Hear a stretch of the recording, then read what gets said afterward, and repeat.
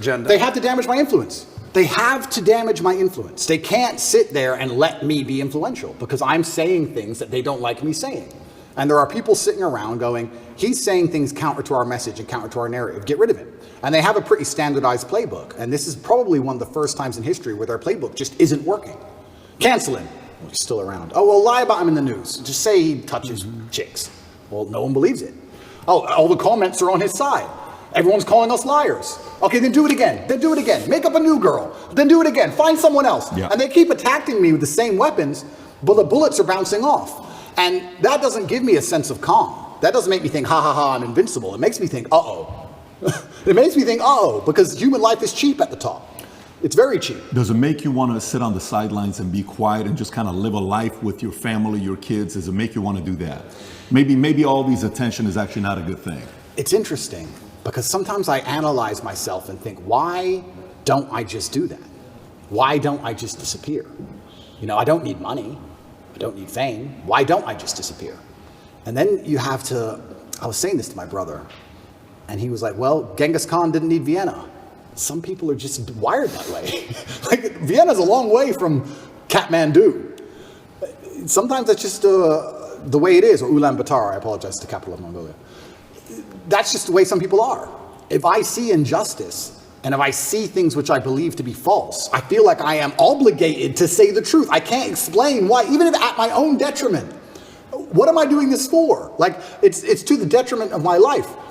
And I've had these conversations at length with the people close to me, and we're all saying the same thing. It's always been the same way. Humanity's always been the same way. There's been a select, small, few good men up against evil, and evil always outnumbers you. Evil always has more money than you. They always have more power and more influence than you. If you play any video game, when you get to the end boss, he always has more life than you. He always has more hit points, but you're the good guy. And it's kind of like, it's never been any different. At any point in human history, there's been the good guys up against the forces of evil, whatever they were of the time. And you've always been outnumbered, and you've always been supposed to lose. So you consider yourself the good guy in this situation? I think that truth is instilled by God in all of us, and I think if you tell the truth, you're a good person. So who do you think is the bad guy? You know, everyone uses they, them, they're after me. Who's they? Who's the bad guy? Well, instead of saying who, I will say, what I will start by saying is what they do. And what they do is they control information. And we now live in an information society, and by controlling information, they control how people think and act and react to things. That's all they have to do. They have to control information, and they have to be very selective with what they allow you to talk about and what they allow you to discuss and what they don't. And once they can do that, they can keep you bickering about garbage, and they can control the sensitive information, and then they run the world. So having all the information controlled and having this hard barrier on what can be discussed, that's how they can purport absolute fallacies. I think now it's been a couple years, we can probably talk about it. They psyoped the world into believing they should be afraid of the common cold. They psyoped the world into this. And if you think about how difficult that would be to do, how difficult would it be to psyop the entire population of Earth? Well, what you do is you just lie on repeat, and you don't allow anyone to say anything counter to it without hurting them the same way I've been hurt. And you just psyop them. It's actually amazing because now I use that exact same psyop on people. Mm-hmm. I love it. I love it. So when I sit with someone who's not matrix-minded, when I sit with someone who is matrix-minded, like when the BBC walked in here, I'm like, do you all have your vaccinations? Social distancing. Did you actually? 100%. Social distancing, please. And they look at me like I'm crazy.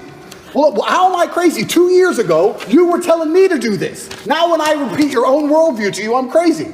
Well, if I'm crazy, guess what? You're a fucking liar because you lied the whole time. So either you're a liar or I'm not. You know, how can I be nuts?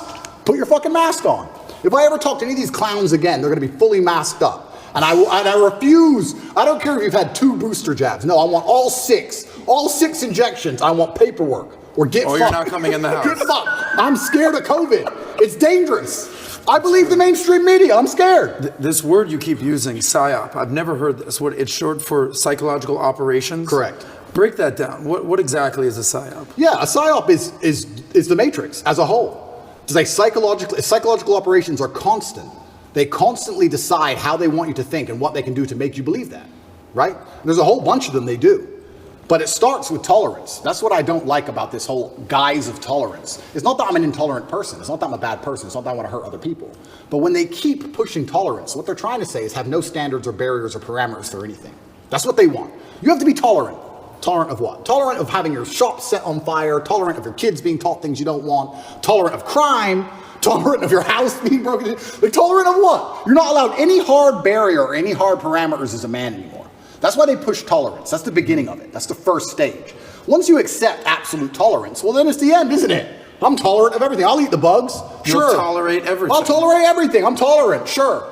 So when I say things like I'm intolerant of certain things and people think that's bad, no, you need to have standards and parameters.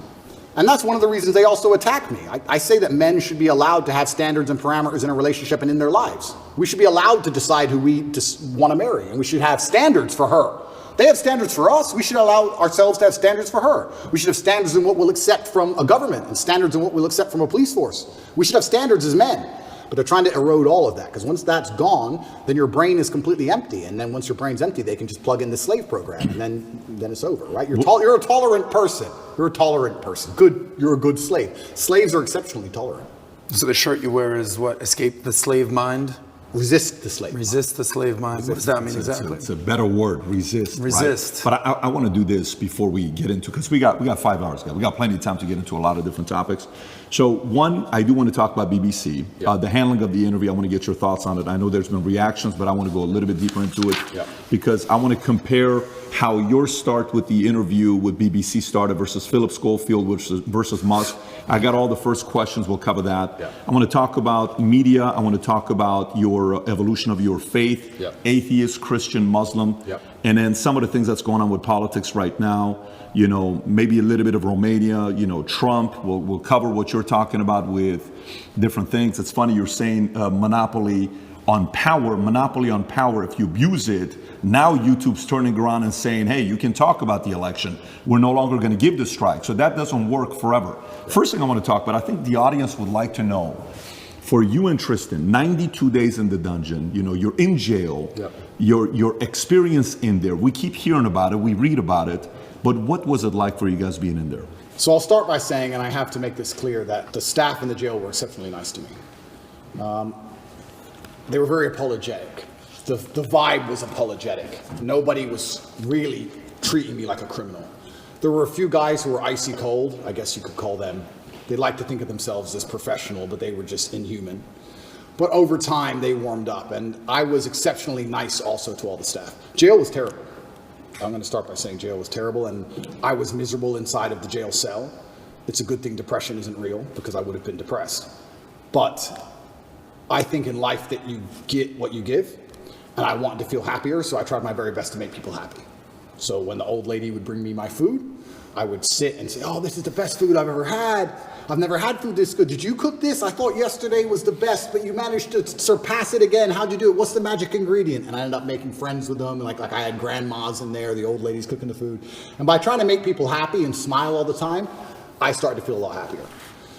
But it's kind of scary. And I think the scariest thing about jail was the uncertainty of it all. If they would have said to me, you're in jail for 92 days, or even 5 years, you got 5 years, cool, I do my time. But when you're nabbed and thrown in a cell without charge, you're like, well, how long, is this my life? Is this it now? Is this the end of the story? I'm just in this cell. And I was picked up on 29th of December. I went through this quick court case. Like I said, I'm inside of the jurisdiction of Romania, so I have to be very careful with what I say because the case is ongoing and we're in Romania and I can't leave Romania. But obviously Romanian court is in Romanian by law. So you're marched into this room, everyone speaks a language you don't understand for 15 minutes, and then you're marched off to jail. You're like, what even happened? What even happened to me? And they said, oh, here's the paper that explains it. I was like, that's in Romanian.